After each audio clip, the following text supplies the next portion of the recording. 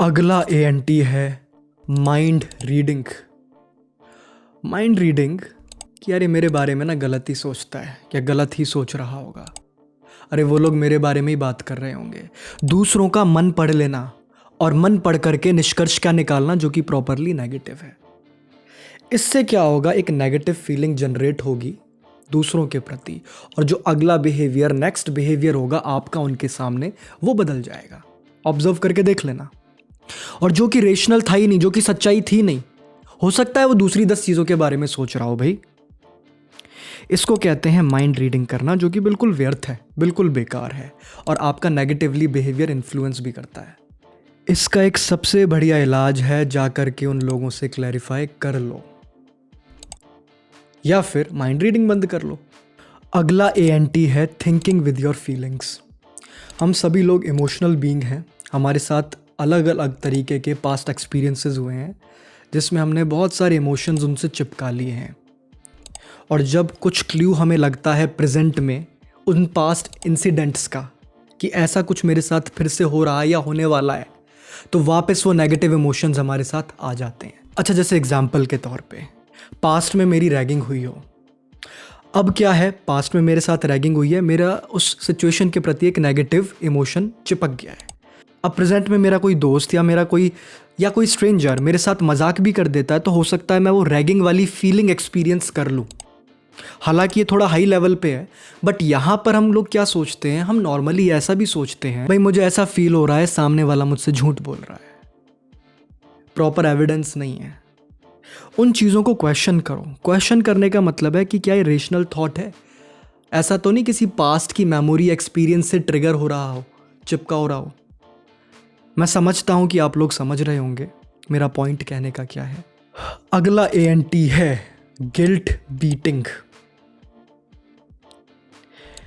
जो कि बहुत ही बेकार, खराब एक एएनटी है आपके लिम्बिक सिस्टम के लिए। देखिए, जैसा हम अपने आप को शब्द देते हैं वैसे हम फीलिंग्स या इमोशंस उसके साथ जोड़ देते हैं। ये लाइन याद रखना क्योंकि अभी आगे काम आने वाली है। ऐसे ही कोई भी दुनिया का कैसा भी गिल्ट हो वो हमारे लिए हानिकारक है, लेकिन हम उसमें शब्द कौन सा यूज़ कर रहे हैं ये भी बहुत इंपॉर्टेंट है। एग्जाम्पल के तौर पे मैं बोल रहा हूँ मुझे ये चीज़ करनी चाहिए थी या करनी चाहिए। चाहिए शब्द जो है ना, वो आपको इतना मोटिवेट नहीं करने वाला उस काम को करने के लिए। हो सकता है आगे भी आप उस काम को नहीं करो, टाल ही दो और गिल्ट और ले लो अपने ऊपर। लेकिन अगर इसकी जगह मैं ऐसा बोलूं कि मैं ये काम करना चाहता हूं, तो जो मोटिवेशन का लेवल है ना उस काम को करने के लिए वो ज़्यादा होगा, क्योंकि शब्द बदल दिए। और गिल्ट से भी बचना है, गिल्ट से भी बचोगे, फ्यूचर के लिए गिल्ट पैदा नहीं होगी, क्योंकि जब मोटिवेशन हाई है तो काम करने की टेंडेंसी भी हाई रहेगी। तो ऐसे शब्दों का यूज़ अगर हम ना करें और इनकी जगह बोलें कि मैं ये काम करना चाहता हूँ, चाहिए की जगह चाहता हूँ, तो हम बहुत सारी व्यर्थ की गिल्ट से भी बचेंगे। और देखो, गिल्ट बीटिंग ये तो सबको ही पता है कि गिल्ट कैसी भी हो उससे लेने से कोई फ़ायदा नहीं होता, उससे आपका मन खराब होता है, आपकी मेंटल हेल्थ ही खराब होती है। सिंपली हमें क्या देखना है कि इसमें अब मैं सही क्या कर सकता हूँ। अगर उसके डीप थॉट में चले गए कि मैंने ऐसा किया, क्यों किया, कैसे किया, और एक बहुत लंबी सीरीज़ बना ली, तो वो हो सकता है आपको और ज़्यादा नेगेटिव थॉट्स में या फिर डिप्रेसिव थॉट्स में ढकेल दे। ठीक है भाई, मेरे से गलती हुई या मेरे से चीज़ हुई, इनके कुछ शब्द अगर मैं बदल सकता हूँ तो बदलूंगा या कोशिश करूँगा आगे ये चीज़ रिपीट ना हो। थॉट प्रेजेंट में। अगला एएनटी लेबलिंग, बहुत बेकार एएनटी है। लेबल कर देना दूसरे को, जैसे कि यार ये इंसान घमंडी है और घमंडी ही रहेगा या घमंडी ही है, यह इंसान बहुत ज़्यादा गुस्सैल है, ये इंसान बहुत ज़्यादा चालाक है। और सबसे ज़्यादा ख़राब कि हम खुद को लेबल कर लेते हैं। खुद को लेबल मतलब कि यार मैं ना बहुत ज़्यादा अंडर कॉन्फिडेंट इंसान हूँ, मैं ना बहुत ज़्यादा शर्माता हूँ, खुद को लेबल कर दिया। कुछ सिचुएशंस को देख करके फिर इसी लेबलिंग के लूप में फंस जाते हैं। इसी हिसाब से हमारा बिहेवियर जनरेट होने लगता है, क्योंकि वो लेबलिंग नहीं, फिर वो हमारा बिलीफ सिस्टम बन गया। सेम दूसरों के लिए, सेम दूसरों के प्रति फिर बिहेवियर चेंज हो जाएगा। ना तो खुद को समझ पाएंगे, ना सामने वाले का एक कम्युनिकेशन बैरियर तोड़ पाएंगे समझने के लिए, उससे बचेंगे, सोशल स्किल्स खराब होंगी, बहुत सारी चीज़ें इफेक्ट होंगी। ये लेबलिंग आता कहाँ से? ये भी इरेशनल थॉट से आता है। कुछ 2-4 एक्सपीरियंस पकड़े पास्ट के, उनको बिलीफ सिस्टम बनाया और फिर वैसा ही बिहेव करना शुरू कर दिया। फिर वो और स्ट्रांग होता गया, बन गया एक लूप, दूसरों को लेकर के भी, खुद को लेकर के भी। कन्फर्मेशन बायस का नाम सुना होगा। वही सिचुएशन में से वही पॉइंट्स उठाना, वही क्लूज उठाना जो हमारे दिमाग को चाहिए, हमारे मन को चाहिए। यहाँ पर वो भी काम करता है।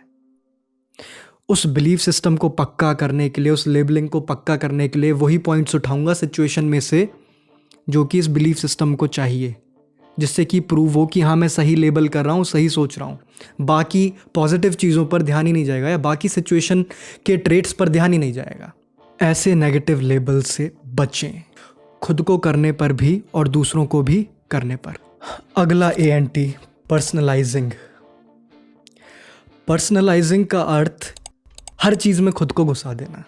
मतलब हर सिचुएशन में हर सिचुएशन को खुद से ही कनेक्ट कर लेना।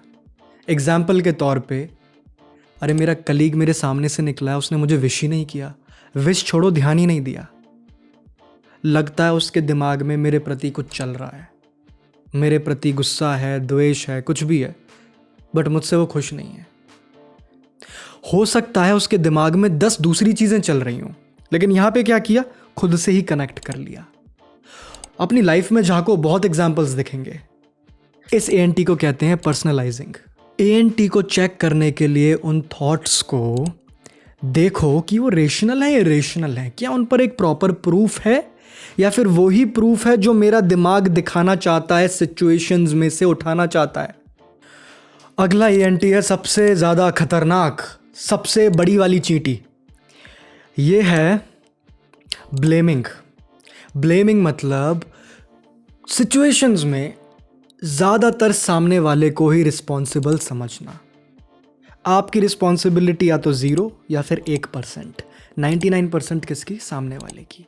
एग्जाम्पल के तौर पे ज़्यादातर कपल्स में देखने को मिलता है कि यार जो भी गड़बड़ हुई है ना, इसकी वजह से हुई है, ये सामने वाला रिस्पॉन्सिबल है, अगर तुम ऐसे नहीं करते ना तो ऐसा नहीं होता।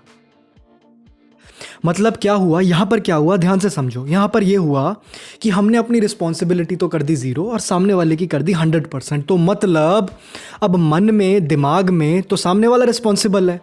इसका अर्थ यह है कि हमारे हाथ में अब कुछ है ही नहीं करने को। तो अगर हम ठीक करना चाहें तो ठीक भी नहीं कर सकते, क्योंकि रिस्पॉन्सिबल तो सामने वाला है। हमारी अथॉरिटी तो चली गई ना उस सिचुएशन को ठीक करने के लिए, ताकि वो फ्यूचर में ना हो ऐसा रिपीट। वो जो ठीक करेगा सामने वाला ही करेगा। भाई गन मैंने नहीं चलाई तो मतलब गन सामने वाले ने ही चलाई है, तो लोड भी अब वही करेगा, उस गन को भी नीचे वही फेंकेगा, मेरी रिस्पॉन्सिबिलिटी कुछ नहीं है। बात समझने का प्रयास करें। लेकिन अगर हम खुद रिस्पॉन्सिबिलिटी उठाते हैं ना, तब हम अथॉरिटी लेते हैं उस चीज़ की और उसे हम चेंज कर सकते हैं, क्योंकि तब हमारे मन और दिमाग को पता है कि हाँ ये मेरी तरफ से चीज़ बिगड़ी है या फिर हुई है, तो मतलब ठीक भी मैं ही करूँगा या कर सकता हूँ। अब ये जो हमने 9 प्रकार के ANT समझे, प्रॉब्लम्स समझी ना, अब इसका प्रिस्क्रिप्शन भी समझेंगे।